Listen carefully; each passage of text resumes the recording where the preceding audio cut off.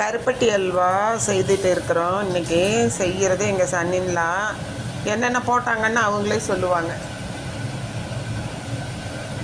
சொல்லுங்கம்மா.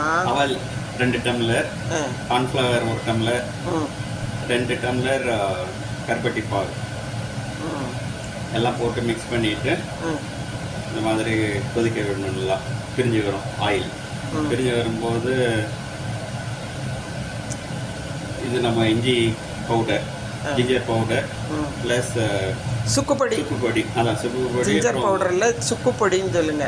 சுக்குப்பொடி, ஏலக்காய் பவுடர் போட்டு நல்லா மிக்ஸ் பண்ணணும். எண்ணெய் இது நெய், ஒரு பிஞ்ச் உப்பு, ஒரு பிஞ்ச் உப்பு எல்லாம் கலந்து வரும்போது கடைசியாக நெய் ஊற்றணுமா? ஆமாம், பிரிஞ்சு வரும்போது நெய் ஊற்றி கிண்டிகிட்டே இருக்கணும். அது அல்வா பதம் வர வரைக்கும்.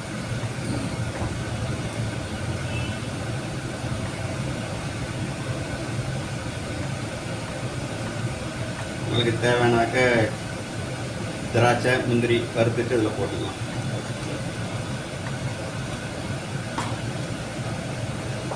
நட்ஸ் போட்டால் நல்லா தானே இருக்கும். ஆமாம், பாதாம் இது எல்லாம். பாதாம் போட வேண்டாம், முந்திரி திராட்சை போடுங்க.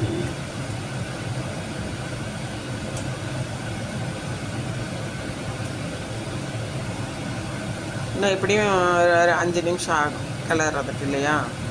இன்னொரு 5 மினிட்ஸ் கிளறினா தான் சுருண்டு வரும். இப்போ கெட்டி ஆயிடுச்சு. இன்னும் கொஞ்சம். தேங்காய் பால் கருப்பட்டி அல்வா. தேங்காயும் போட்டிருக்கீங்களா? தேங்காய் பால், பால் ஊற்றுனீங்களா?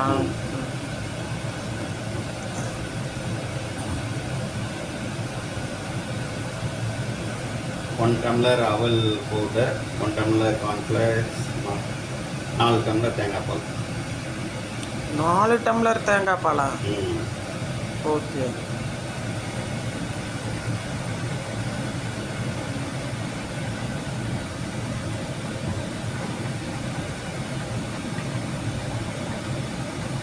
கைவிடாமல் கிளறணும், அப்போ தான் அடி பிடிக்காமல் இருக்கும். கருப்பட்டி பாகை எடுத்து வச்சுக்கிட்டாங்க முதல்லையே. அது தனியாக ப்ரிப்பரேஷன் ஃபஸ்ட்டு பண்ணிடணும். அதுக்கப்புறம் தான் அதே வடைச்சட்டியை கழுவிட்டு இதெல்லாம் சேர்த்து போட்டு செய்துட்டு இருக்காங்க.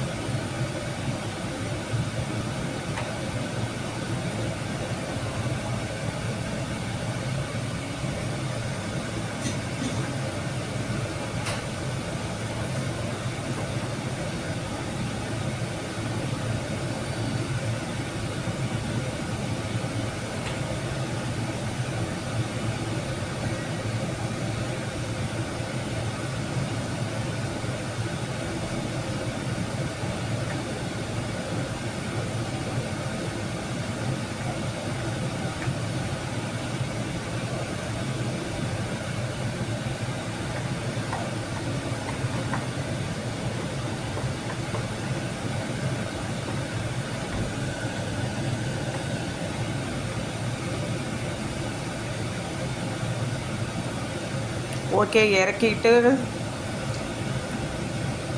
எடுத்து வைக்கும்போது காமிக்கிறேன்.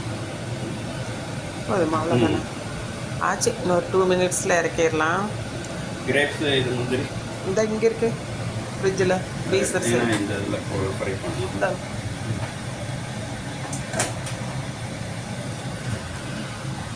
பிடிச்சிக்கோங்க, எடுத்து தரேன்.